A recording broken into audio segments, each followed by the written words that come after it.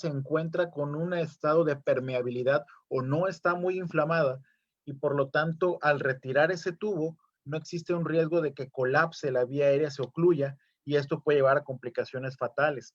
Por lo tanto, sobre todo en los pacientes que tienen ventilación prolongada, pacientes que fueron vía aérea difícil, pacientes que estuvieron en prono y probablemente también tengan mayor edema de vía aérea, pacientes embarazadas, como ya veíamos en la charla anterior, es imprescindible hacer un test de fuga que implica valorar la permeabilidad de la vía aérea y no es otra situación más que previamente habiendo aspirado la boca del paciente y también habiendo las secreciones, si se tiene un tubo con aspiración subglótica o una cánula normal aspirando las secreciones endotraqueales.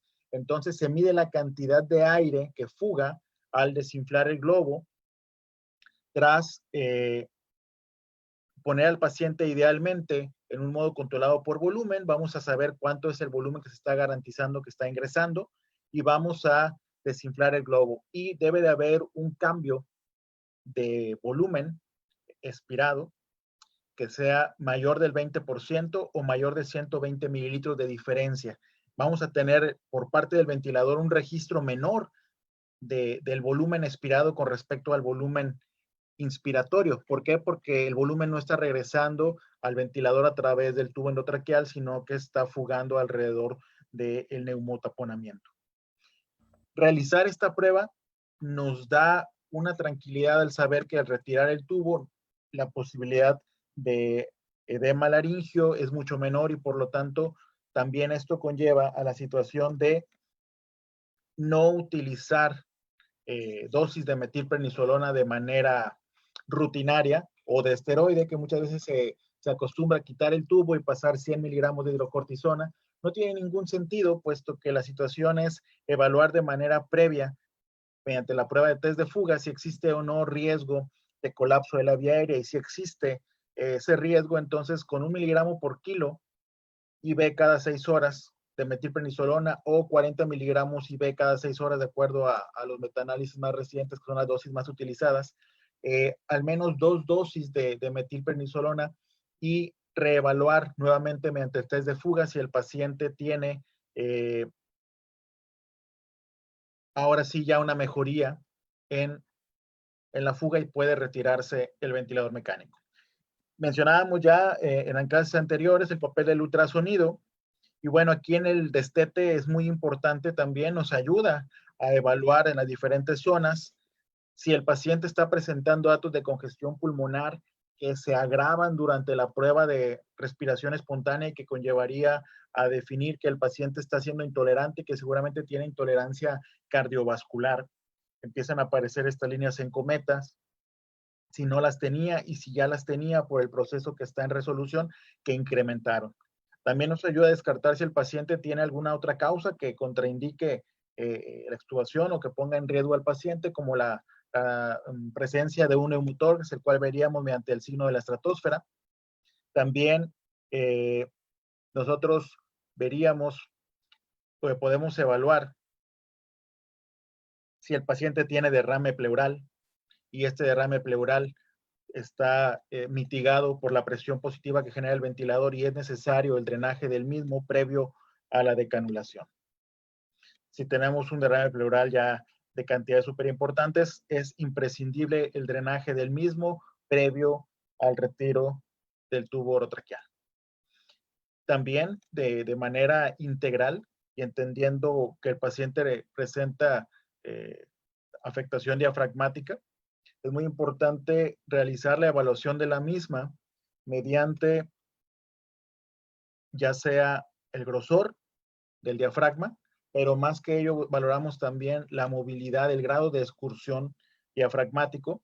Aquí se ejemplifica la imagen cómo colocar el transductor y lo que vamos a ver en un modo M, vamos a ver la variabilidad del movimiento del diafragma, se llama la excursión diafragmática, cómo sube y cómo baja con los movimientos respiratorios. Aquí podemos ver la elevación en fase inspiratoria, ¿sí? Y lo que vamos a apreciar entonces es precisamente si hay una excursión más allá de 1 centímetro, de manera bilateral está adecuado, y si alguno de los dos semidiafragmas está afectado, uno solo debe tener más de 2.5 centímetros para considerar que el paciente tiene un diafragma adecuado para respirar solo. ¿En qué consiste la prueba de respiración espontánea? Bueno, aquí pongo un ejemplo donde el paciente está en vías de rehabilitarse, en vías de poder caminar solo, y el paciente está dando sus pasos, pero apoyado. En este caso, en la andadera va a ser el CPAP, que es el PIP que tenemos programado, y la enfermera que lo asiste es la presión soporte, es decir, la ayuda en cada paso que va a dar, pero en condiciones de reposo, el señor se apoya en este caso en el CPAP o el PIP. Eh, es el modo más utilizado hoy en día para poder realizar la prueba de respiración espontánea. La pieza en T se sigue utilizando, sin embargo, la presión soporte nos permite tener la medición constante de la mecánica respiratoria y de los volúmenes que el paciente genera. Aquí tenemos el video de dos ventiladores que se encuentran ambos en presión soporte. Lo que vamos a evaluar es la frecuencia respiratoria del paciente, el volumen que genera. Idealmente, vamos a ir graduando el PIB de manera progresiva, ir reduciéndolo hasta poder tener un valor mínimo. Estas son las características del modo CPAP. ¿Y qué es lo que consiste la prueba de respiración espontánea? Es una prueba precisamente donde vamos a poner, si lo hacemos en CPAP presión soporte, durante 30 a 120 minutos, dice la literatura, idealmente dice con 30 minutos es suficiente para evaluar con un soporte mínimo, que hay diferentes combinaciones propuestas, sin embargo, que la presión soporte sea de 8 o menos y que el PIP sea de 8 o menos. Durante 30 minutos vamos a evaluar la tolerancia que tiene el sistema cardiovascular del paciente. Y podemos repetirlo hasta 2 veces al día en casos dudosos o en casos de ventilación prolongada. Incluso varios autores sugieren que se realice la primera prueba y si es exitosa se vuelva a regresar a parámetros más altos de respiración espontánea y posteriormente reevaluar a las 2 horas o posteriormente hacer la siguiente prueba y si el paciente tolera, entonces ahora sí extubar. Con esto disminuimos el riesgo de fallo de la extubación. ¿Qué vamos a evaluar en la prueba de respiración espontánea? Hay datos clínicos y mediciones objetivas. Clínicamente, que el paciente no empiece con datos de ansiedad, diaforesis, que empiece con disminución del estado neurológico, cianosis, o veamos francamente incremento del trabajo respiratorio. Mientras que en mediciones objetivas gasométricas, vamos a ver que no reduzca de manera importante la presión arterial de oxígeno por abajo de 50 o 60, que empiece a requerir más CO2 o que desature, que el paciente no empiece a retener CO2 de la basal, no más de 8 milímetros de mercurio, porque nos está hablando que hay datos de fatiga respiratoria, que no caiga en acidosis respiratoria, que no tenga un índice de Intobit más de 105, como ya veíamos, que no se taquicardice o bradicardice más del 20% del basal, que no tenga taquipnea o bradipnea con una modificación más del 50% de la basal, y que tampoco presente hipertensión o hipotensión con un 20% de la basal, o arritmias cardíacas que previamente no estaban presentes y que sean constantes. Esto es muy importante porque tenemos que entender que el sistema cardiovascular está a prueba, no solamente el sistema respiratorio. Y si tenemos mediciones invasivas, si tiene una presión en cuña mayor de 18 durante la prueba, o si tomamos una medición de ProBNP antes de iniciar la prueba de respiración espontánea y posterior a la misma o durante la misma tomamos la muestra y vemos que se elevó más de 48 nanogramos por mililitro o más de 12%, además de que vemos junto un incremento en la hemoglobina y el hematócrito y en la albúmina también mayor del 5 al 6%, esto implica que el paciente está haciendo falla cardíaca aguda, que es la falla cardíaca inducida por el destete de la ventilación, está habiendo una hemoconcentración, el líquido está fugando al intersticio pulmonar, y es entonces que este paciente, aunque pueda tener otros indicadores de éxito, nos está prediciendo que el sistema cardiovascular va a colapsar si retiramos al paciente de la ventilación mecánica. Manera de corroborar eso también mediante ultrasonografía es evaluar la presencia de líneas B antes y al final de la prueba de respiración espontánea, y si tenemos un incremento de más de 6 líneas B, hay una sensibilidad del 88 y especificidad del 88% para diagnosticar el edema pulmonar inducido precisamente por el retiro de la ventilación, y lo que tendríamos que hacer en ese caso es retardar el retiro y evaluar cuáles son las causas que llevaron a esta falla inducida, si fue exceso de volumen, si el paciente tiene alteración en el inotropismo o si el paciente quizá hizo alguna crisis hipertensiva. Ya platicaba el doctor Hobb del Luz Score. Aquí también durante la evaluación del retiro de la ventilación mecánica vamos a evaluar el antes y el después y vamos a ver si el paciente está en condiciones para poder retirarse. Si tomamos un Luz Score y tiene menos de 13, la posibilidad de éxito de la extubación es bastante alto. Si está entre 13 y 17, se considera que es indeterminado. Y si tiene más de 17 puntos, la recomendación es no extubes al paciente porque es muy probable que falle. Ahora, entonces, cuando hablamos de retiro de la ventilación mecánica, lo que vamos a buscar es evitar a toda costa que falle y por lo tanto tenemos que tener en cuenta cuáles son las principales causas de fallo. Aquí una revisión clínica y mnemotécnica que se llama el ABC del winning o el ABC del retiro. Y vamos a verlo así muy rápido. Vamos a evaluar el ABCDE. El A son mnemotecnias en inglés, de airway o vía aérea. Lo que vamos a ver es que el paciente no tenga telectasias, que no tenga abundantes secreciones, que es la principal causa de fallo, que no esté persistentemente en insuficiencia respiratoria o que no tenga datos de obstrucción aguda. La B hace alusión a brain, neurológico, y aquí también entra la cuestión de delirio, que el paciente tenga un adecuado estado de conciencia de acuerdo a su patología de base y que el paciente no se encuentre en un delirio, sobre todo hiperactivo, ¿sí? Pueda generar incremento del trabajo respiratorio e incompatibilidad con una prueba de respiración espontánea y extubación. La C, refiriéndonos a corazón, cardiac, que el paciente, todo lo que hablábamos, que no haga datos de una falla inducida por el retiro de la ventilación mecánica, o que no se encuentre con predictores de inestabilidad hemodinámica o en un estado de inestabilidad hemodinámica severa que no permita someterlo a un esfuerzo como la prueba de respiración espontánea. Ya el D, ya hablábamos de diafragma, la evaluación diafragmática, que tenga un grosor reducido, que tenga poca movilidad o poco engrosamiento. Y la E, que es muchas veces algo que dejamos en el último lugar, que son las causas endocrinológicas y electrolíticas. Pacientes que tienen alteraciones, sobre todo tiroideas, suprarrenales, y que nos llama la atención que tienen alteraciones cardiovasculares, del estado neurológico, sucede que es un hipotiroidismo que está descontrolado, o el paciente tiene alteraciones electrolíticas, principalmente hipofosfatemia, hipocalemia, hipocalcemia, que no nos van a permitir que tenga la adecuada función muscular que deseamos. Para concluir, lo que tenemos que evaluar entonces en términos prácticos es este algoritmo. Nos ayuda mucho saber si la causa ya está resuelta o en vez de resolución y entonces considerar si el paciente tiene criterios para el retiro de la ventilación mecánica. Si cumple criterios, entonces mediremos predictores de extubación. Los predictores de extubación ya mencionábamos, mecánica respiratoria, las pruebas que presentaba los videos, si tenemos al alcance de la mano, la evaluación mediante ultrasonografía, evaluar la excursión diafragmática. Si es positivo los predictores de extubación, entonces someter al paciente a una prueba de respiración espontánea durante 30 minutos, aquí con las combinaciones que puedo presentar. Las más extremas incluyen someter al paciente a una presión soporte de 0, con un PIB de 0, para prácticamente no tener ningún tipo de sesgo.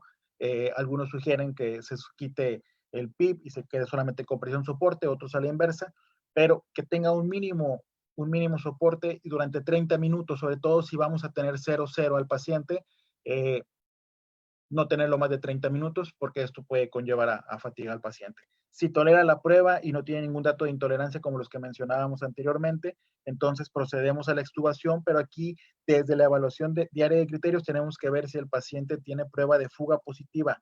Recuerden, no hacerlo hasta el momento que pretendemos retirar el tubo porque eso puede llevarnos a retrasar todo. Antes de someter al paciente a una prueba de respiración espontánea, tenemos que ver que el paciente tenga prueba de fuga positiva. Si no la tiene, administramos esquema de esteroides ya mencionado y entonces podemos hacer el resto de la evaluación. No tiene ningún caso someterlo a una prueba de respiración espontánea si no lo vamos a retirar en ese momento o podemos esperar unas horas más. La extubación y posteriormente pues los cuidados post-extubación que platicaremos en unos momentos más de ellas. Para concluir, el retiro de la ventilación mecánica en COVID-19 es todavía más complicado que lo que representa cualquier otra situación respiratoria actual. Por lo tanto, es importantísimo reducir la posibilidad de fracaso. Esto implica la evaluación integral del paciente, como ya vimos, no solamente es evaluar si respira bien, es más bien evaluar si el sistema respiratorio es capaz de tolerar las demandas metabólicas y cardiovasculares del paciente. Imprescindible para poder lograr esto, una prueba de respiración espontánea, identificar si el paciente es intolerante de manera temprana a la prueba de respiración espontánea para evitar complicaciones, ya que se presenta incluso riesgo de muerte durante la prueba de respiración espontánea si no es bien valorada. Y de acuerdo a todo esto, considerar si el paciente no es candidato para extubación, la traqueostomía temprana. Pues agradezco mucho su atención. Disculpen esta situación, estuvo fuera de nuestras manos, pero gracias a los que nos acompañaron y quedaron al final de la presentación. Muchísimas gracias, de verdad, doctor Sergio Zamora, fue un gusto pues bueno, te pedimos una disculpa, pero sobre todo a pesar de todo esto, debo de dar las gracias a todos los que siguen al pendiente, sobre todo de su capacitación para mejorar el pronóstico de nuestros pacientes. Y pues bueno, me da muchísimo gusto presentarles a la doctora Nancy Canedo Castillo. Ella es médico de terapia intensiva y pues bueno, actualmente es médico adscrito en el Hospital de La Raza, de la Unidad de Cuidados Intensivos. Doctora Nancy, muchísimas gracias por su presencia y le dejo el micrófono listísimo para usted. Muchas gracias. Muchas gracias, gracias por la invitación. ¿Me puede permitir compartir la pantalla, por favor? Sí, en un momento. Gracias. Listo.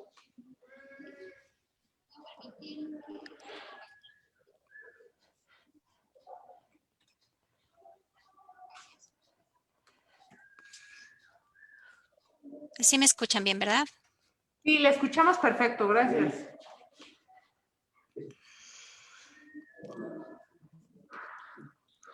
¿Ya se ve la pantalla? No, aún no se ve.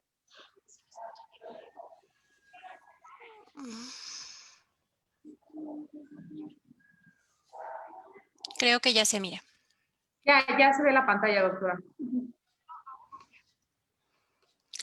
Muy bien, buenas tardes a todos, muchas gracias. Y bueno, es todo un reto estar a distancia y con tantas personas interesadas en este tema. Evidentemente, después de escuchar al doctor Zamora en el retiro de la ventilación mecánica, que es todo un reto tanto en pacientes críticamente enfermos no COVID como en aquellos COVID. El tema que yo voy a desarrollar tiene que ver con un tipo de paciente en específico que ciertamente está siendo un reto en el manejo ahora con la pandemia. El paciente ciertamente siempre ha sido, el paciente geriátrico siempre ha sido un reto. Su cuidado, su manejo en la unidad de cuidados intensivos. Esta no es la excepción. El objetivo de esta charla es reconocer y entender las condiciones clínicas del paciente geriátrico en condiciones críticas debido a la infección por el virus SARS-CoV-2. Y nos vamos a centrar en por qué de la mortalidad tan elevada a nivel nacional y en el mundo, y qué tiene que ver la comorbilidad y todo lo que hemos estado leyendo en las grandes cohortes a nivel internacional.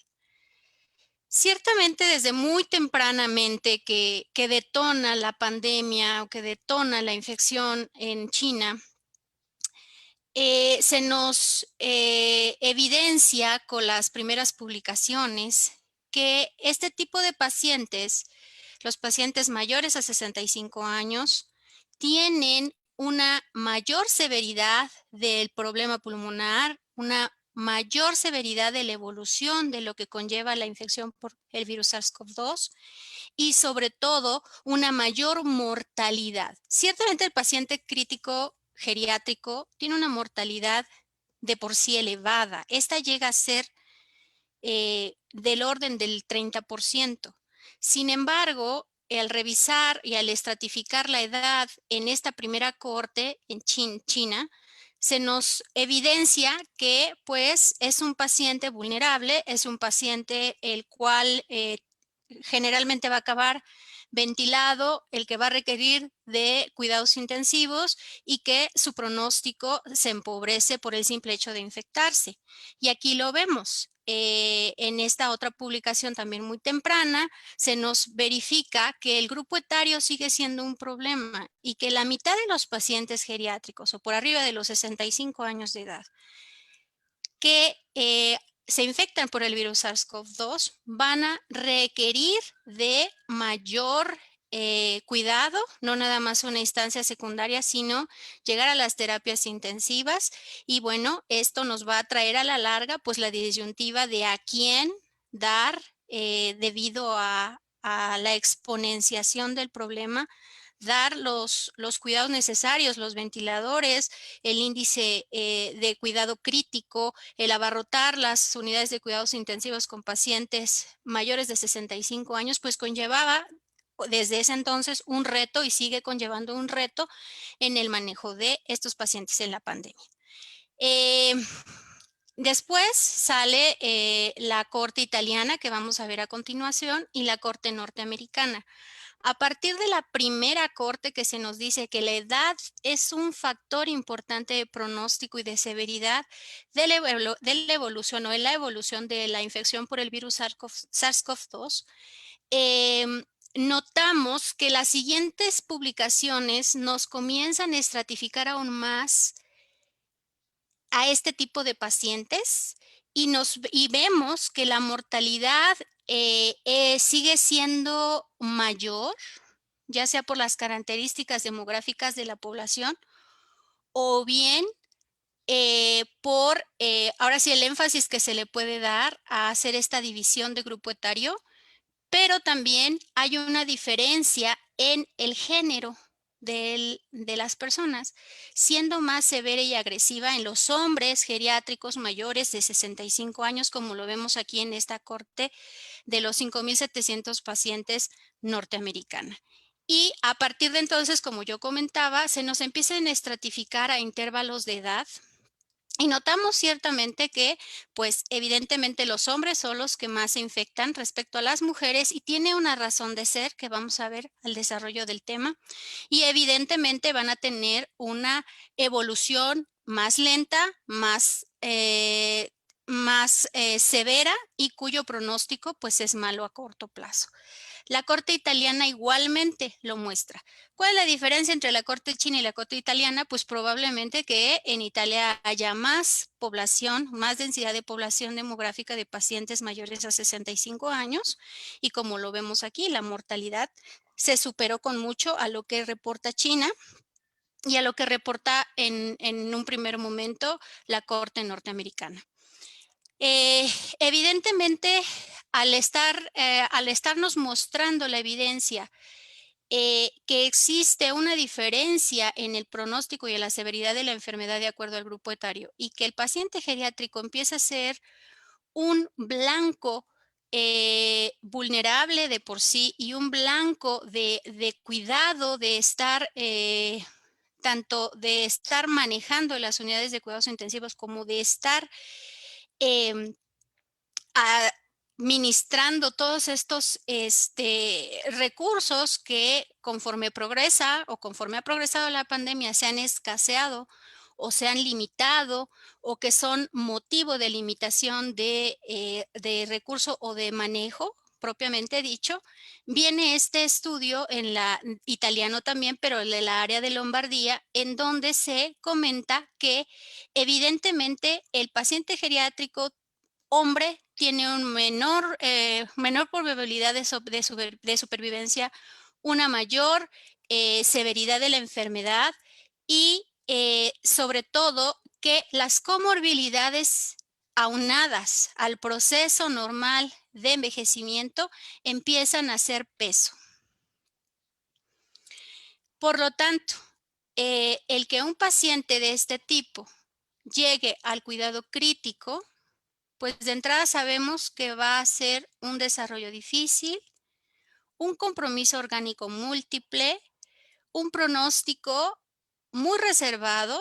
No quiere decir que no haya pacientes que han tenido éxito, la mortalidad bastante elevada y aquí la situación de la administración de recursos, pues es la pregunta que quedaba en el aire en ese momento. Por lo tanto, la evidencia sigue mostrando que estos pacientes, la lesión pulmonar que van a presentar, pues generalmente va a ser un síndrome de insuficiencia respiratoria aguda, un SIRA, con los bemoles que pueda tener su comportamiento clínico, con un riesgo muy alto con respecto a los pacientes menores a esta edad, con un riesgo 3 veces mayor y con una mortalidad 6 veces mayor. Entonces, fue cuando, pues, todos los reportes que tenemos, toda la información que tenemos, pues, nos comenta y nos dice exactamente esto, ¿no? Un paciente que se infecta con virus de SARS-CoV-2 mayor a 65 años va a tener un 50% de posibilidades de estar hospitalizado. De este, el 20% va a estar en unidad de cuidados intensivos y de este, el 20% probablemente fallezca o bien tenga una calidad de vida posterior muy limitada. Por lo que, bueno, pocos estudios, si se revisa la literatura, están acotados a lo que es los pacientes geriátricos propiamente dichos. Son pocos los que han hablado únicamente o nos han mostrado evidencia respecto a este tipo de pacientes propiamente dicho, vaya. Generalmente vemos pues la estratificación de una muestra de acuerdo al grupo de edad, pero pocos son aquellos que nos mencionan las características clínicas propias de este tipo de pacientes. Este es uno de los pocos estudios que existen dirigido a los pacientes geriátricos con infección del virus SARS-CoV-2 y que lo compara con personas jóvenes y con personas de mediana edad, o sea, es decir, menores de 65 años, en donde vemos exactamente que sigue predominando el género masculino, sigue predominando la afectación respiratoria como principales síntomas de la infección y sigue predominando las comorbilidades, dentro de las que se encuentran las cardiovasculares, la diabetes y las alteraciones neurológicas. Significativamente hay una diferencia muy importante en este grupo de pacientes con respecto a edades menores. Son significativamente diferentes y las comorbilidades propias de este grupo etario que los hace frágiles o vulnerables. Dentro de las comorbilidades más frecuentes de este grupo de edad, pues se encuentra la enfermedad hipertensiva en la más de las veces, acompañada de, pues, diabetes, EPOC, insuficiencia renal crónica, neoplasias, asma, enfermedad coronaria crónica. Pero no, el problema no termina allí. Ciertamente, pues ya sabemos hasta el momento que generalmente es la población que más comorbilidades puede tener, pero también aunado a estas comorbilidades viene el proceso del envejecimiento, el proceso normal del envejecimiento. El proceso de envejecimiento que puede limitar al paciente en sus actividades, las actividades básicas propias de la vida diaria. ¿Qué quiere decir? Que el proceso va a tener afectación en sistemas neurológico, cardiovascular, respiratorio, renal, locomotor, que va a generar que estas actividades no puedan ser realizadas como lo hacían una década antes. El que los pacientes sean frágiles o tengan fragilidad medida por cualquier índice hace que sean muchísimo más vulnerables al proceso de enfermedad al virus SARS-CoV-2 y al pronóstico. No es lo mismo un paciente geriátrico que tiene comorbilidades, pero que no tiene fragilidad, no tiene este síndrome de fragilidad, a un paciente geriátrico que tiene estas comorbilidades y además estas le hacen ser frágil. Entonces, el que haya una afectación biológica, social y cognitiva que impida estas actividades básicas, que dependa de cuidadores que tenga las comorbilidades y que atraviese por infección por COVID-19, pues hacen que la mortalidad supere el 30%. Si estos pacientes frágiles se infectan, pues la mortalidad se exponencia, como lo vemos ahí. La situación es esta. En esta cohorte se nos muestra precisamente el peso que tiene que el paciente, además de todo lo ya lo comentado, sea frágil. Independientemente de si tiene 65 años o más de 100 años, que es lo común o generalmente verlo más comúnmente en las poblaciones. Que tenga algún proceso infeccioso, incluso alguno de los predictores de severidad que podemos ver en este tipo de pacientes, como es la elevación del dímero D, o como es la relación linfocito-neutrófilo, o como es el que tenga obesidad, etcétera. El hecho de que sea frágil, independientemente de lo anterior, eleva su mortalidad. Entonces, es muy importante al momento de evaluar a los pacientes y también de hacer la distribución de recursos, desafortunadamente, es tomar en cuenta todos estos aspectos que en la práctica común del cuidado crítico pasamos por alto o desapercibido. Anteriormente se versaba la premisa: un paciente geriátrico no ingresa a la unidad de cuidados intensivos, porque al aplicarle cualquier escala de valoración aguda, pues va a salir una mortalidad elevada y un puntaje elevado. Ciertamente esto se ha ido modificando conforme también se han estado verificando la evolución de los pacientes geriátricos críticos y per se de la geriatría, en donde la edad cronológica ya no es la situación de enfoque, sino es la edad biológica y la reserva biológica que tiene el paciente, el que lo hace meritorio o no al cuidado crítico. Desafortunadamente, pues la pandemia nos ha mostrado que en las diferentes cortes, ciertamente la edad, la fragilidad, la infección y la comorbilidad hacen que la mortalidad en este grupo de personas sea muy elevada. Incluso en Corea, en esta corte coreana, hacen la distinción entre personas mayores de 70 y mayores de 80, se duplica la mortalidad 3 veces más, ¿no? Si está entre la década de los 70 a los 79, tiene 3.8 veces más la posibilidad de morir en UCI un paciente infectado por SARS-CoV-2, y un paciente por arriba de los 80 años, incluso el centenario, la mortalidad, el riesgo de muerte se va a 6.7. Entonces, es importante tomarlo en cuenta, y el objetivo de la charla no va enfocado en decir, es un paciente geriátrico mayor de 70 y déjalo fuera. No. Ciertamente hay que tomar en cuenta todas estas situaciones y estimar, ¿verdad? Porque también tiene sus bemoles pacientes más jóvenes que tienen comorbilidades y que probablemente equiparen en riesgo. ¿Y a qué se debe todo esto? ¿Por qué la mortalidad se exponencia tanto? ¿Por qué es más severo? ¿Hay alguna razón principal por la cual este grupo etario sea más afectado? Bueno, la situación empieza desde los cambios que se presentan en la inmunidad conforme el proceso de envejecimiento se presenta.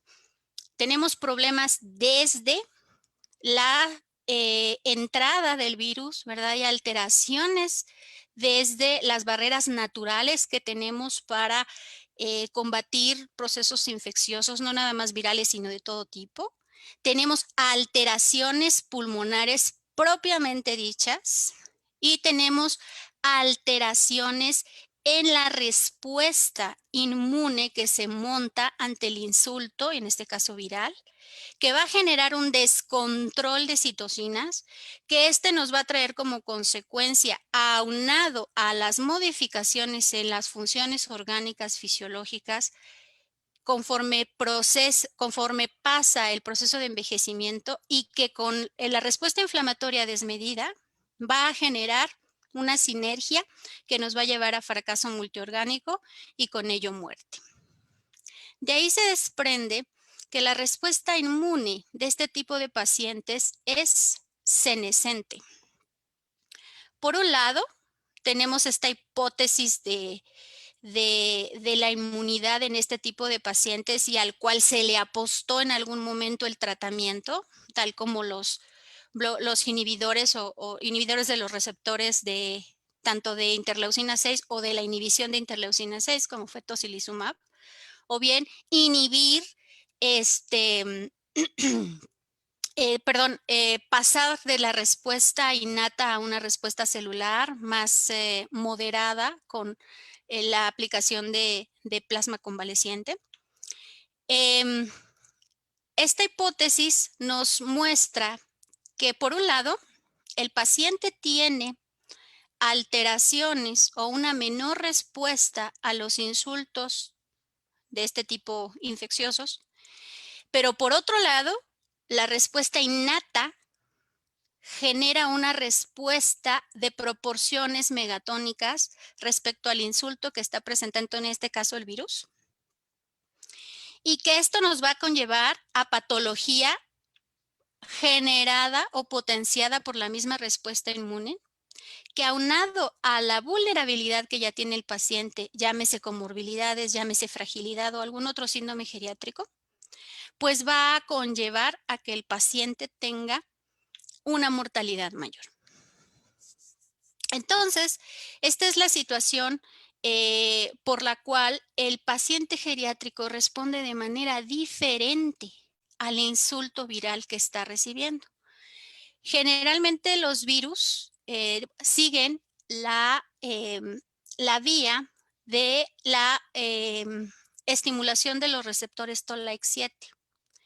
En los pacientes geriátricos, cuando el receptor Toll-like 7 se estimula para la producción de interferón alfa, que es de las primeras respuestas que tenemos de la respuesta innata ante la infección viral, va a generar o va a producir una mayor cantidad de receptores Toll-like 4, que son los que conocemos, de acuerdo a la fisiopatología de la sepsis, como los efectores principales para la producción de las citocinas, interferones y interleucina, TNF-alfa, interleucina 1, 6 y 8, que son de las primeras en la primera hora para activar la respuesta inmune y que ésta llegue al sitio donde se está generando la infección. Evidentemente, como se ha comentado a lo largo de la pandemia, el virus llega, infecta, hace su proceso y genera las condiciones como para que las bacterias condenen o terminen la condena, o sea, las que sobreinfecten. Es decir, que los virus ponen la mesa para que las bacterias y la propensión para que las bacterias puedan llegar y también pues generar un proceso de coinfección debido a la sinergia que se presenta entre estos dos receptores. Y aquí lo vemos. Una vez que el receptor Toll-like 7, debido a la infección por el virus, se estimula, pues se produce su vía, pero también se estimula hacia la alza los demás receptores, entre ellos el Toll-like 4. Y con ello, pues, la producción de citocinas inicia. Y bueno, ¿qué es lo diferente en la respuesta inmune en este tipo de pacientes? ¿Por qué hay tanta diferencia entre la manera en la que responde la gente joven a la manera en la que responde un paciente geriátrico? Está en esta situación. El paciente geriátrico va a tener las primeras barreras para detener al virus a la baja. Esto lo va a poner o lo va a exponer a una infección o a una mayor carga viral. Esto va a traer como consecuencia, pues, que el virus entre, haga el reconocimiento a los receptores de inhibidores de la ECA2 y genere, pues, la primera replicación citoplásmica y con ello que la célula infectada exprese que está infectada y entonces inicie la respuesta innata y con ello la producción de citocinas de acuerdo a los receptores que ya vimos. Esto va a producir un incremento de citocinas, las comunes, la interleucina 6 con más de las veces una relación elevada interleucina 6, interferón gamma, interleucina 2, interleucina 8. Pero en lugar de que esta sea mediada o medida, se presenta en una proporción incremental.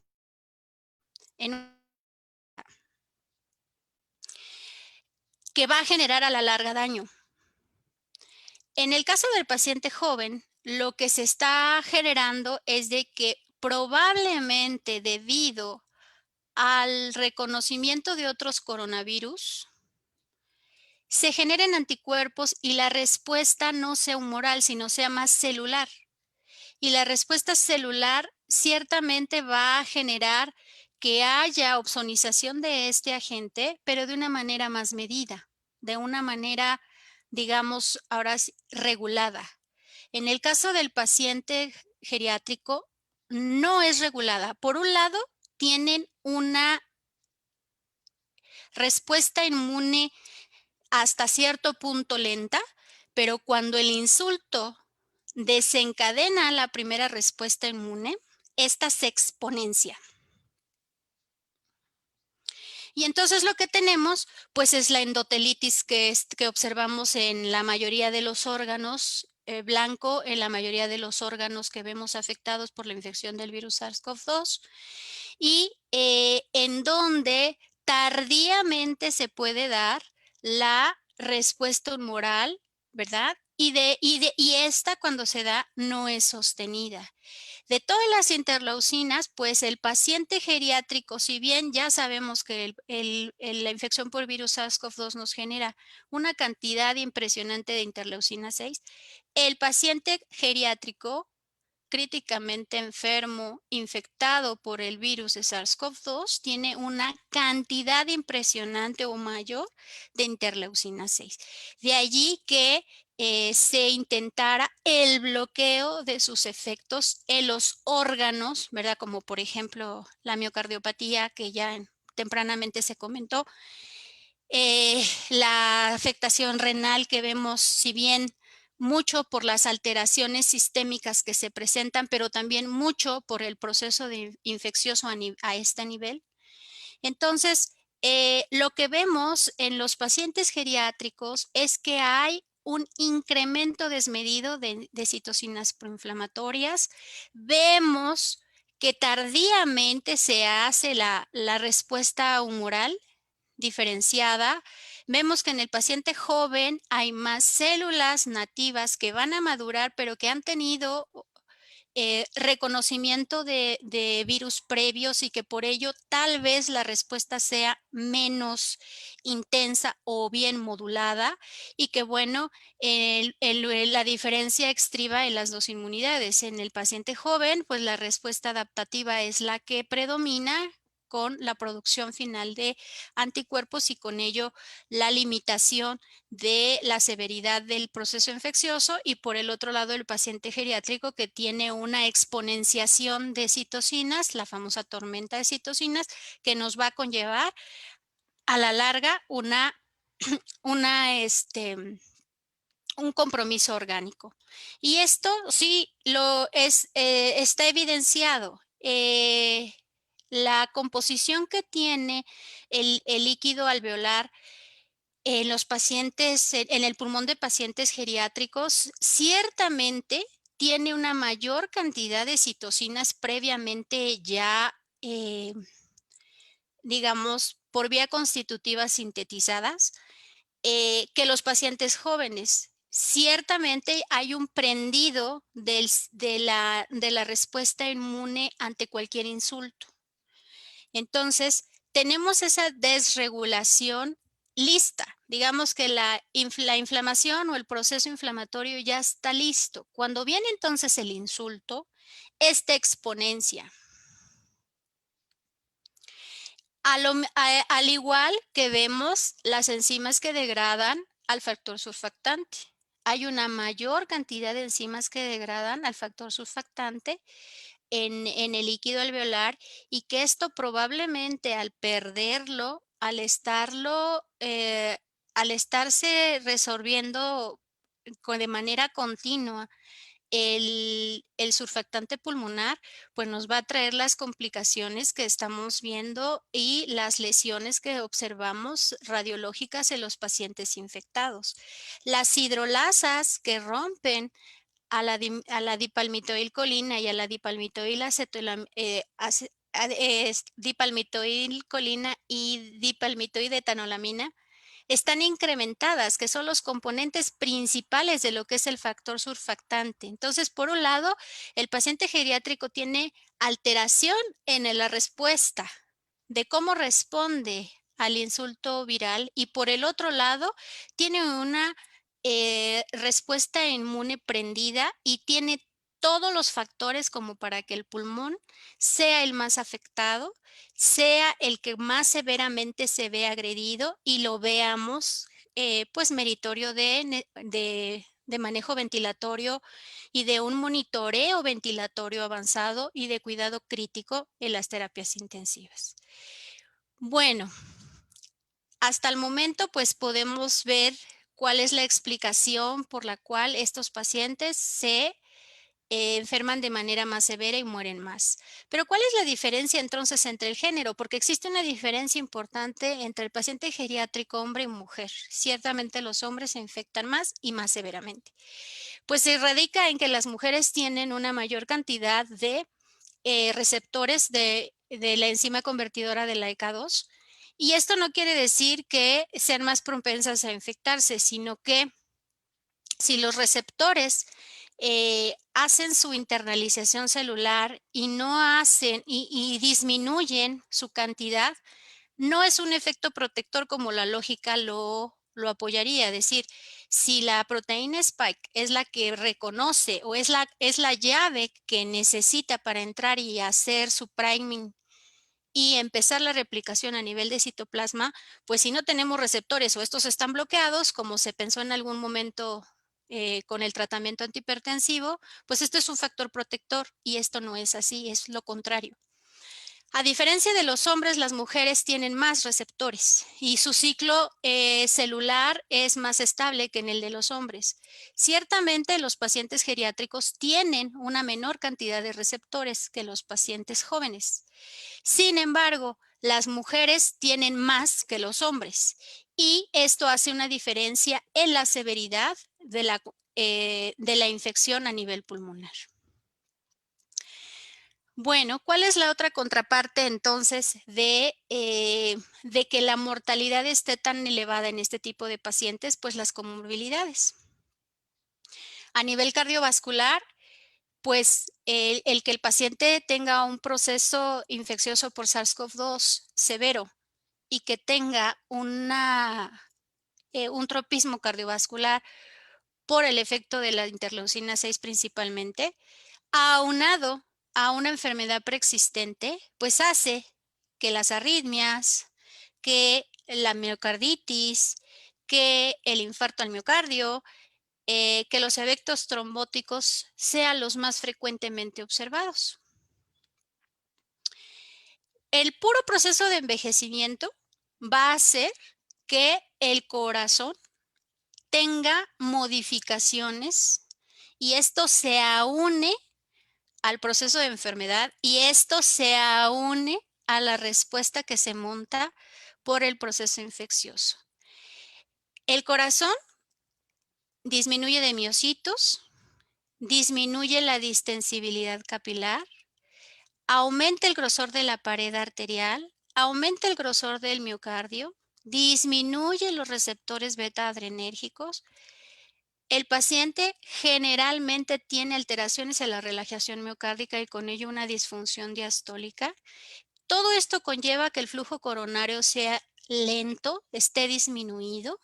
Esto, aunado a la enfermedad hipertensiva, a la hipertrofia que se pueda generar resultado de la poscarga, a la disfunción diastólica que el paciente va a desarrollar conforme se modifica las miofibrillas, a la baja estimulación beta-adrenérgica, va a generar que el paciente, pues evidentemente curse con alteraciones cardiovasculares que vemos clínicamente en los pacientes infectados por el virus SARS-CoV-2. Esto no es propio únicamente del corazón. El pulmón también tiene alteraciones o sufre cambios por el proceso normal del envejecimiento. ¿Qué es lo que sucede con a nivel de este órgano? Pues la distensibilidad del tórax baja un 30%. Quiere decir que la caja torácica se vuelve rígida. Los cartílagos se osifican. Se pierde músculo. El 50% de la fuerza del músculo respiratorios, tanto facilitadores como encargados de la ventilación, se reduce. Y se reduce la fuerza y la movilidad del diafragma. El diafragma se vuelve delgado y se aplana poco. Quiere decir que, como vieron en la ponencia previa, el estar haciendo mediciones de exclusión diafragmática en este tipo de pacientes para pensar en retiro, son diferentes los puntos de corte que tenemos que realizar porque el paciente tiene adaptaciones.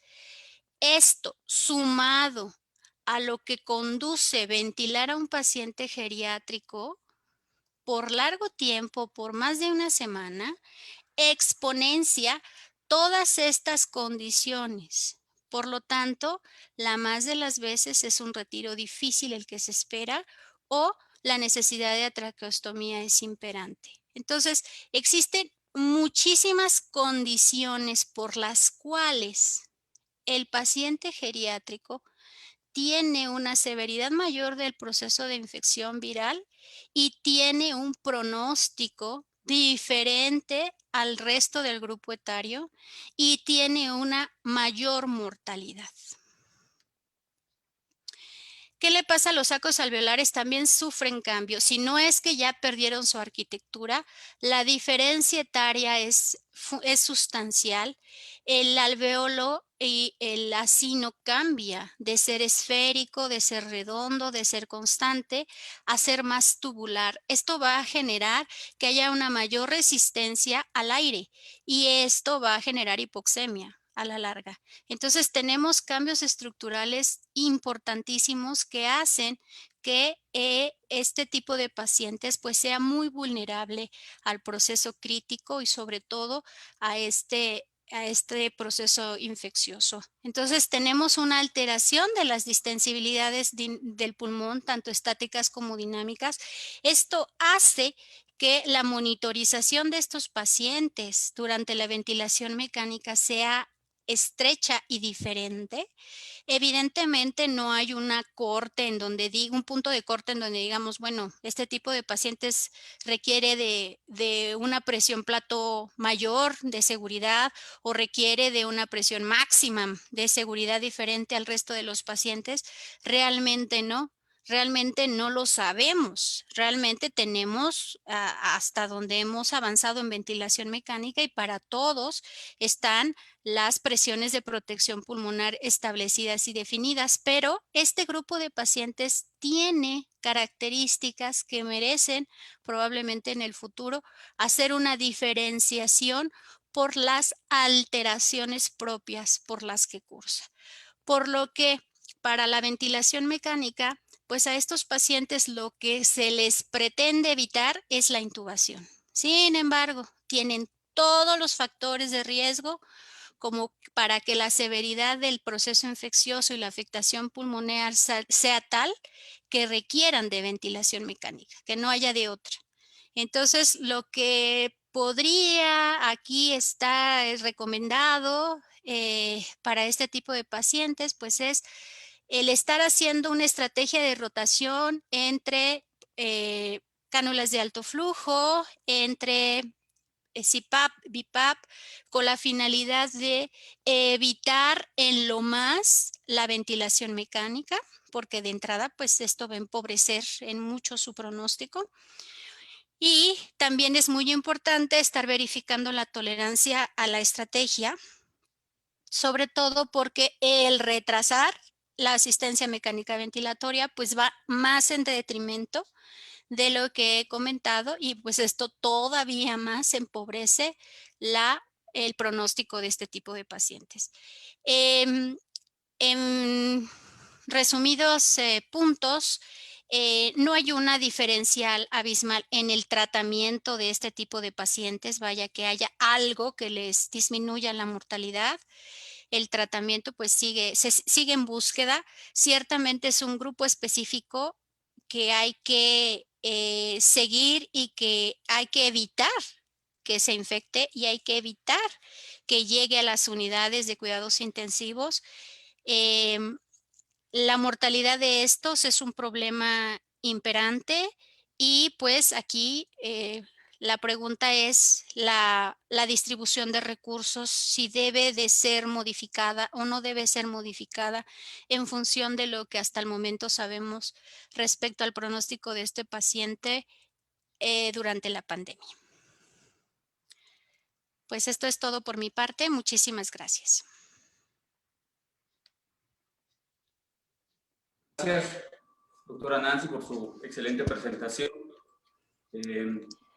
Seguimos recibiendo preguntas y comentarios vía inbox, y agradecemos su presencia, su interés por mantenerse en este simposio totalmente académico. Y bueno, para finalizar el simposio, voy a presentar al doctor Eric Torres. Él es médico intensivista y va a hablarnos acerca del tratamiento farmacológico en pacientes con COVID.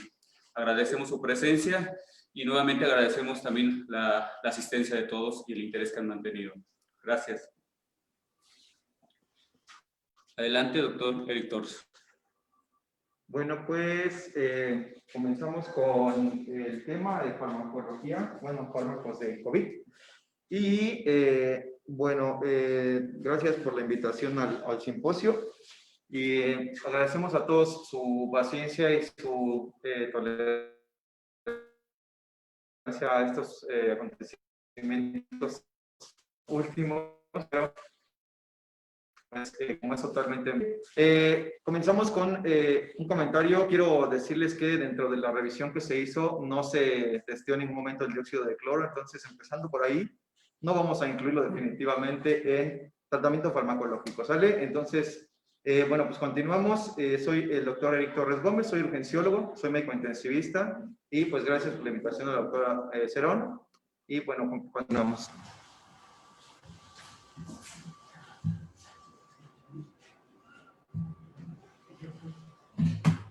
Ok. Bueno, dentro de la revisión que se hizo para tratamiento farmacológico, me gustaría empezar también con la aclaración de evidencia o falta de ella. Cuando nosotros empezamos a iniciar tratamiento a los pacientes con COVID-19, tratamos de basarnos en la evidencia que pues nos respalde mejor en el tratamiento de los pacientes con COVID-19.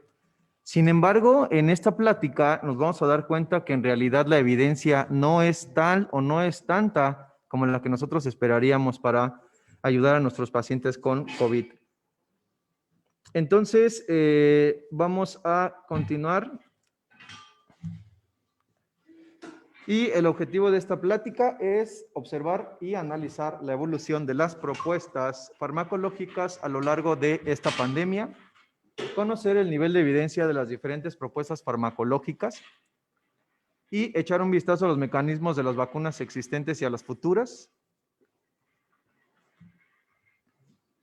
Y pues bueno, dentro de las características, como ya se ha mencionado a lo largo de del simposio, el COVID puede infectar a las personas originando 4 estadios, desde la infección del tracto respiratorio superior, siguiendo por el inicio de la disnea y la neumonía, tormenta de citocinas, que en este estado es cuando se presentan ya las fallas orgánicas, hasta la muerte y o recuperación del paciente. La respuesta hiperinflamatoria siempre va a llevar consigo un daño vascular, que esto a su vez activa procesos de coagulación generando microangiopatía, angiogénesis y trombosis generalizada, manifestándose principalmente en el síndrome de insuficiencia respiratoria aguda severa. Bueno, aquí me di la libertad de poner la anatomía del virus, anatomía de una pandemia, y pues resaltar que dentro de la estructura molecular del virus del COVID-19, lo importante que tenemos que tener en cuenta pues es la proteína S. La tan famosa proteína S, que es Spike, que es la que se une al receptor de angiotensina 2 y es mediante el cual el mecanismo del virus ocasiona la enfermedad. En diciembre del 2020 se actualizó las etapas clínicas y esto va a facilitar de manera impresionante el uso de fármacos en la enfermedad por COVID-19, puesto que vamos a dar diferentes fármacos en un futuro dependiendo de la etapa en la que se encuentra el paciente, desde enfermedad leve a moderada y los fármacos que se pueden utilizar en la etapa moderada a grave. El asintomático es el paciente que tiene PCR positivo, sin síntomas, enfermedad leve son los síntomas constitucionales, mialgias, artralgia, cefalea. Enfermedad moderada, menor del 94% a oxígeno ambiente, el paciente empieza ya a desaturar. Puede evolucionar a una enfermedad grave donde tiene saturación menor al 94% y una relación PaO2-FiO2 menor de 300. La frecuencia respiratoria más de 30 y la tomografía puede tener infiltrados en más del 50%. Y seguimos con el paciente crítico, que pues este es la suma de todo lo anterior más la presencia de falla orgánica múltiple. Bueno, pues déjenme comentarles que tenemos un mar inmenso, pero no del que nos gusta, ¿no? ¿Por qué? Estos dos, pues es el mismo mar, pero tenemos del lado superior izquierdo el tsunami, el que avasalla, el que es desorganizado, y del lado derecho inferior, el mar donde vacacionamos, el mar que nos gusta, el mar que nos agrada. Esta analogía la hago específicamente porque al inicio de la pandemia teníamos una situación abrumadora y a la vez incierta y desorganizada en cuanto al tratamiento farmacológico. Sin embargo, a lo largo de esta pandemia se han ido haciendo estudios controlados, aleatorizados, clínicos, experimentales, en los cuales se han testeado ya diferentes grupos de fármacos y estos pues han arrojado los siguientes resultados. Con respecto a los antivirales, lopinavir, ritonavir, el lopinavir, ritonavir es un antiviral, son antivirales inhibidores de proteasas. Se utilizaron, se han utilizado específicamente en la infección por HIV, demostraron también utilidad en la epidemia de SARS y también en la epidemia de MERS, que son ocasionadas también por diferentes coronavirus. Aquí vemos en la tabla una comparativa de los diferentes estudios que se han llevado a cabo, principalmente por los chinos, donde pues han hecho estudios aleatorizados, retrospectivos y aleatorizados controlados. Sin embargo, los hallazgos no han mostrado beneficios observados cuando se testea o se evalúa lopinavir, ritonavir contra cuidados estándar, como lo muestra el estudio de Cao y colaboradores. También Deng nos arroja en los resultados de lopinavir, ritonavir comparado con Arbidol y lopinavir, ritonavir solo. Significativamente el Arbidol fue mejor que lopinavir, ritonavir, lo que nos dice que este antiviral pues no tiene alguna ayuda en cuanto a los días de enfermedad y los días de ventilación mecánica. Y pues Lee, en el estudio LACOI, también nos especifica que los resultados en pacientes hospitalizados con COVID leve a moderado muestran poco beneficio del lopinavir, ritonavir. El remdesivir es un también análogo de nucleócidos. Este medicamento fue utilizado en la epidemia de SARS y también de MERS.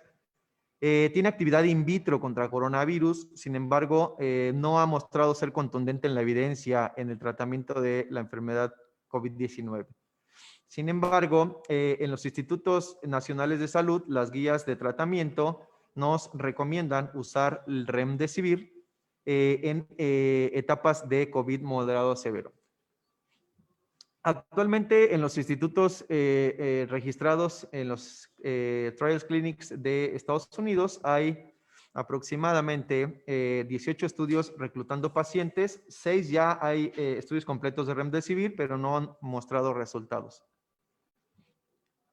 Bueno, aquí voy a poner esta imagen donde hace un resumen los institutos nacionales de salud en cuanto a las recomendaciones, y solamente se muestran dos: se muestra remdesivir y se muestra dexametasona. El remdesivir se recomienda solamente en pacientes hospitalizados que necesitan oxígeno suplementario, y a partir de esta etapa es cuando nos dicen que debemos de utilizarlos en estos pacientes con pues este nivel de recomendación B2A. El tocilizumab también es un medicamento que se ha utilizado para el tratamiento de estos pacientes. Es un inhibidor de la inflamación. Participa específicamente bloqueando el receptor soluble y de núcleo de la interleucina 6. Y pues también hay muchos estudios, hay diferentes estudios aleatorizados controlados, pero que tienen 30, 40 o incluso 50 pacientes. Sin embargo, se encontró el estudio de Guarardi, italiano, que analizó 1.351 pacientes. Y pues él encontró que no hay reducción de la ventilación mecánica invasiva o muerte, y pues la tasa de gravedad no fue significativamente mejor si se comparó con los pacientes de cuidado estándar. La colchicina pues se utilizó anteriormente desde inicios de la pandemia a los pacientes principalmente ambulatorios, 0.5 miligramos vía oral, pero últimamente se ha diseñado este estudio multicéntrico aleatorizado doble ciego controlado que se llama ColCorona, y ha tenido la intención de reclutar 6,000 pacientes. Sin embargo, el 21 de enero de este año se ha reportado por parte del Instituto Nacional del Corazón que el estudio se abrió a 4,488 pacientes, puesto que se observó aproximadamente entre el 25 y el 50% de mejoría y de disminución del riesgo de intubación y de hospitalización en los pacientes. Esperamos que se termine, que se analice totalmente los datos, y pues vamos a ver qué nos muestran en cuanto a este estudio gigantesco.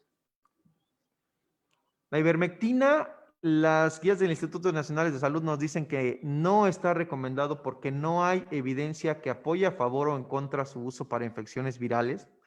Es un antiparasitario y que pues se ha encontrado que inhibe la importina alfa-beta 1. La importina alfa-beta 1 es una molécula que puede transportar proteínas virales dentro y fuera del núcleo, y esto nos da la capacidad de generar replicación viral. Entonces, por esta actividad in vitro de la ivermectina a favor de reducir la replicación viral, es porque se propuso su tratamiento. Sin embargo, en estudios clínicos, pues no se ha encontrado traducción. Bueno, ahora ya vamos a lo que tiene pues más evidencia, la dexametasona.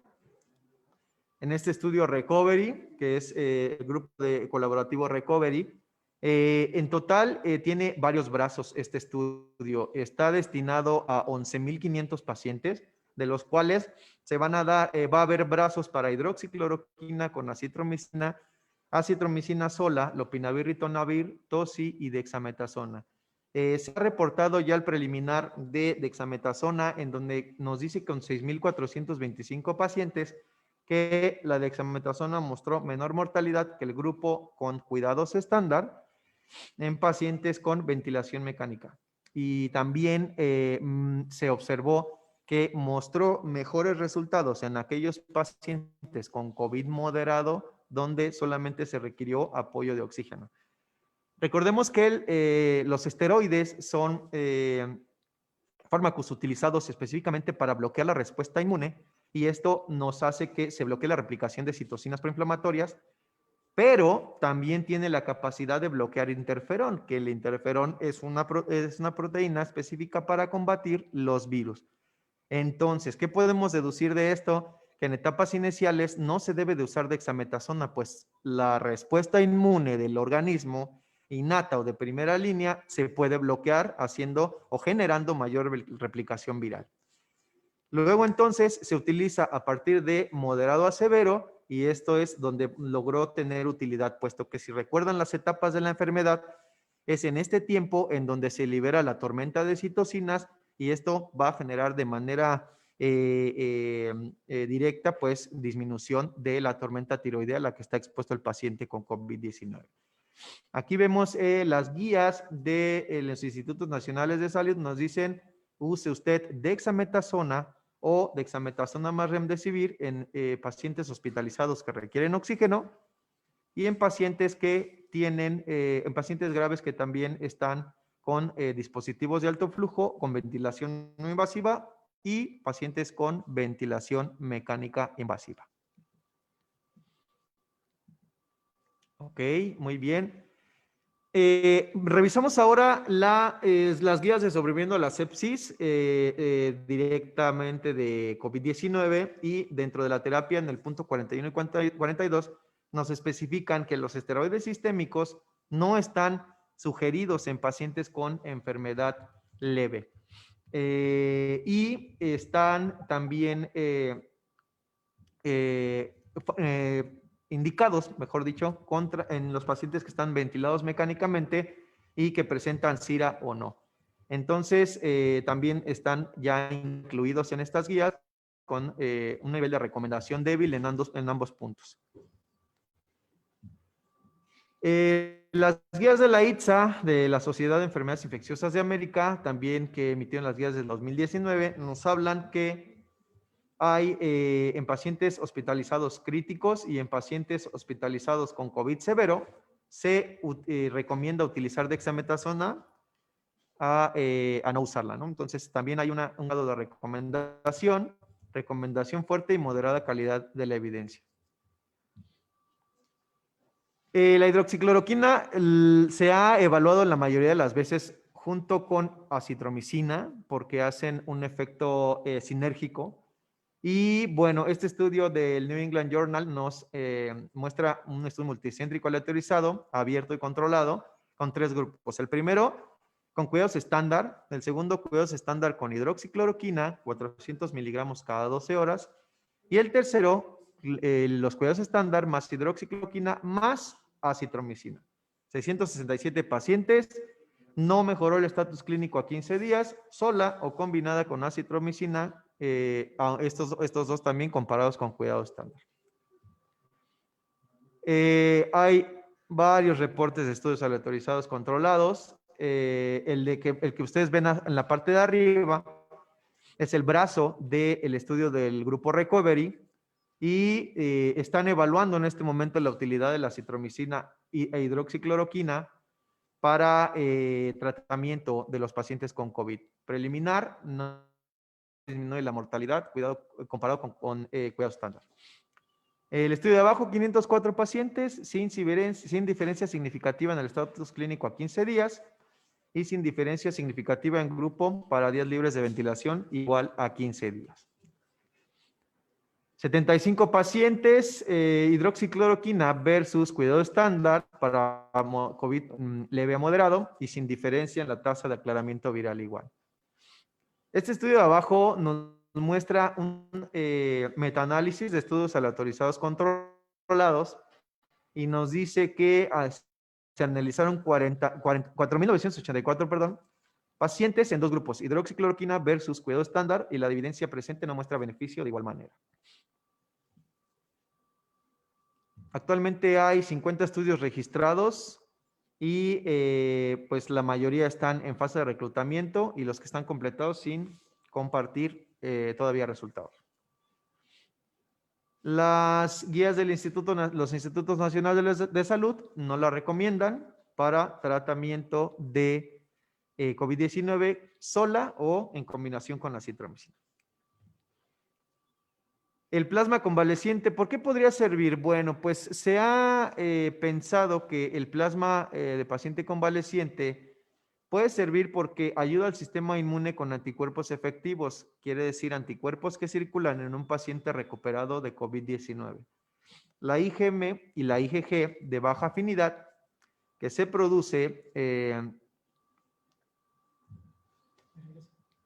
por favor. La IgG y la IgM de baja afinidad que se produce inicialmente puede ser auxiliada con IgG de alta afinidad si se administra al día 10 y 14 de la incubación. Entonces aquí observamos que puede ser útil dependiendo del día en el que se administre o el día de infección, pero pues para monitorizar eso es muy difícil. Así es que, bueno, lo dejamos así como en stand-by. La revisión que se hizo por Cochrane nos indica que los resultados de 19 estudios, 2 aleatorizados controlados, 8 controlados no aleatorizados y 9 no controlados.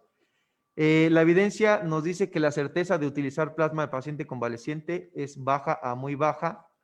No existe certeza si el plasma convaleciente disminuye la mortalidad. Y bueno, lo único que encontraron es que se podía mejorar los síntomas al día 15 con una baja calidad de la evidencia. Las guías de la ITSA nos hablan, son las únicas guías que nos hablan de tratar plasma, pero solamente la recomiendan en el contexto de un estudio clínico, entonces no la recomiendan de manera rutinaria ni en COVID leve, moderado, ni en COVID severo. Aquí vemos una tabla que nos habla de lo que tiene alta calidad en cuanto a la evidencia. Los glucocorticoides pues siguen actualmente a la cabeza, seguidos de algunos reportes también de estudios de hidroxicloroquina con remdesivir, pero sabemos que el remdesivir y los glucocorticoides son los únicos que han sido recomendados por guías americanas. Nuevos compuestos o compuestos experimentales, uno de los que va más avanzados hasta ahora es el compuesto 11A y 11B, que actúan contra la proteasa MPRO, que juega un rol importante en la transcripción y replicación viral. Bueno, rápidamente dentro de las vacunas, aún hay 64 estudios de vacunas en fase clínica y 173 en fase preclínica. De las cuales 38 son de 2 dosis, 12 requieren una dosis, no especifican 13 y de 3 dosis solamente hay registrada una. ¿Cuáles son los tipos? Virus vivos atenuado, que es un virus genéticamente modificado para no generar enfermedad, el virus inactivo, que se sometió a un proceso químico de inactivación, y las vacunas DNA, que son plásmidos de DNA, que son moléculas de DNA extracromosómico, que contienen la proteína blanco, que es el antígeno que va a generar una respuesta inmune dentro del huésped. Las vacunas de RNA, que llevan específicamente el contenido genético y la información genética para generar una respuesta inmune, y las vacunas de vectores, que utilizan otros virus como vector para poder generar respuesta o montar una respuesta inmune también. Bueno, dentro de las que están utilizadas actualmente, que algunos de nosotros ya las tenemos en circulación, es la Pfizer-BioNTech, que es aprobada en México el 21 de diciembre del 2020. Es de 0.3 mililitros y la dosis, como todos sabemos, es de entre 0 y 21 días. Y lo que nos va a generar es la expresión de la nanopartícula mediante RNA de la proteína Spike. Dentro de su evolución, el estudio base tuvo como cuenta 3,000 sujetos, de los cuales 21,000 se reportaron con 8 casos de COVID y un caso severo. Y el placebo, 21,728, y los cuales se reportaron 9 casos nuevos casos severos de reacción adversa y 162 casos de COVID. ¿Cuáles son los efectos secundarios? Dolor en sitio, leve moderado, fatiga, cefalea y hasta, bueno, presentar otros tipos de reacción. La conclusión, 95% de protección, y la FDA ha reportado hasta ahora 11 eventos de anafilaxia por cada 1.000.000 de dosis. AstraZeneca ha sido aprobada por la COFEPRIS en México el 4 de enero del 2021. Está pues programada para iniciar el esquema de vacunación el 4 de enero y usa un vector de adenovirus de chimpancé con expresión de la proteína Spike a dosis de entre 0 y 28 días. El estudio base, 23.000 enrolados, analizados 11.600, vacunados 30 casos de reacciones adversas, y el caso control o los casos controles, 101 casos. Los efectos secundarios, ¿cuáles son? Fatiga, cefalea, fiebre y hasta presentar también mielitis transversa, y uno considerado de esos dos, la reacción en relación a la vacuna. Un caso de esclerosis múltiple previa, y bueno, la eficacia post-análisis fue del 70.4% hasta ahora. Una que ha generado también expectativa es la de Johnson & Johnson. Utiliza un vector de adenovirus similar a la vacuna del ébola. Y la administración, pues esto es lo interesante, se habla que con una dosis de la vacuna, la efectividad puede ser hasta el del 90%. Y con la segunda dosis la efectividad puede llegar hasta el 98%. ¿Cuáles son los efectos secundarios? Igual, fatiga, cefalea y mialgias y artralgias. Hasta ahora, 9-20% de presentación. Se inicia fase 3 y esos son los registros si los quieren buscar en los trials también registrados en Estados Unidos. Esos son.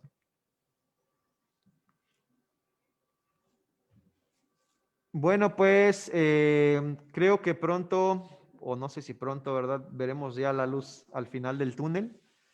Esto ha crecido y ha avanzado de manera rápida, significativa para todos.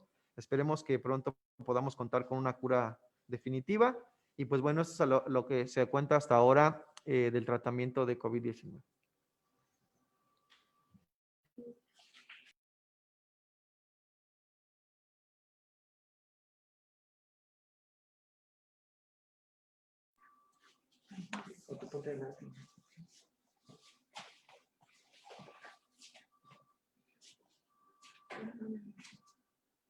Muchas gracias al doctor Eric Torres por su excelente revisión y presentación en este último tema. No nos queda más que agradecer a todos los organizadores. Fue un gran reto logístico poder desarrollar este gran simposio, reunir a ponentes de gran calidad, ¿no? Como lo habrán visto. Agradecemos infinitamente a los ponentes, agradecemos infinitamente su presencia, el habernos acompañado, y pedimos disculpas por los detalles técnicos que hubo. Sin embargo, pedimos su comprensión porque fue un evento totalmente en vivo. Mi nombre es el doctor Iván Galván, la doctora Ari. Muy bien, pues solamente ya para terminar, agradecerles a todos su presencia, y por ahí vamos a estarles contestando algunas de las preguntas todavía que hicieron falta. Y pues más que agradecer a los ponentes extraordinarios con sus presentaciones. Muchísimas gracias a todos. Pues a nombre del Instituto Mexicano del Seguro Social les doy de verdad un súper abrazo aquí cordial por haber permitido darse la oportunidad de capacitarse. Recuerden que la capacitación siempre ha sido fundamental, y en tiempos de pandemia donde muchas cosas están como en boga, sin duda la capacitación es un punto crucial. Les agradezco mucho a todos ustedes, a los ponentes, a todos mis compañeros que hicieron posible este evento. Y pues bueno, el Centro de Simulación, como ustedes saben, no nada más va a brindar esto de dar capacitaciones de este estilo, vamos a dar como tal telesimulación, y esperamos seguir contando con todos ustedes. Ya más de 4,000 asistentes se dieron cuenta de cómo está funcionando ahorita el instituto, y pues bueno, tratamos de dar los cursos de la mejor calidad. Esperamos contar con todos ustedes en las telesimulaciones que seguiremos teniendo. Ya saben cuál es el correo electrónico, y bajo el correo electrónico quedaremos nosotros en contacto. Muchísimas gracias a todos. Gracias a todos ustedes, a mis compañeros. Gracias. Nos vemos. Muchas gracias. Excelente tarde.